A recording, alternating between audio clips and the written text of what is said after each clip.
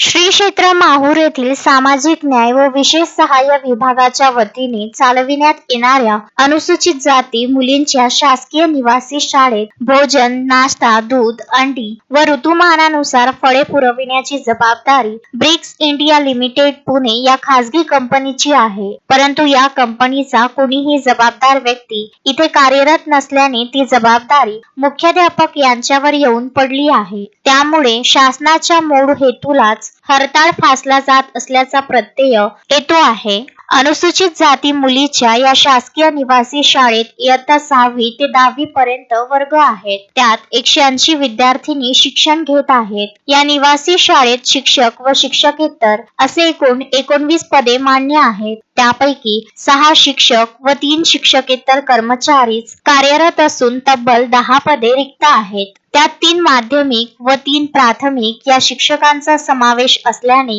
विद्यार्थिनींचे प्रचंड शैक्षणिक नुकसान होत आहे. अधीक्षक 1, वरिष्ठ लिपिक 1 व 3 शिपाई अशी पदे रिक्त असल्याने त्यांची सुरक्षाही धोक्यात आली आहे. पुण्याच्या ब्रिक्स इंडिया लिमिटेड या खासगी कंपनीवर दोन्ही वेळेचे भोजन, नाश्ता, दूध, अंडी व भाजीपाला पुरविण्याची जबाबदारी आहे. परंतु या कंपनीचा कुणीही जबाबदार व्यक्ती इथे कार्यरत नसल्याने रोजंदारीवरील महिलांच्या माध्यमातून ती जबाबदारी मुख्याध्यापक पार पाडत आहेत. या शाळेत किमान 30 लिटर दुधाची गरज असताना तिथे फक्त 7 लिटर एवढेच दूध खरेदी केले जात असल्याने 180 विद्यार्थिनींना ठरल्यानुसार दूध पुरवठा होतो किंवा नाही हा संशोधनाचा भाग आहे. तसेच ऋतुमानानुसार उपलब्ध फळे पुरवणे अनिवार्य असताना केवळ 1च कॅरेट केळी दिसून आल्याने व भाजीपाला, दूध, अंडी व फळांची बिले उपलब्ध नसल्याने तसेच पिण्यासाठी टँकरच्या पाण्याचा वापर केल्याने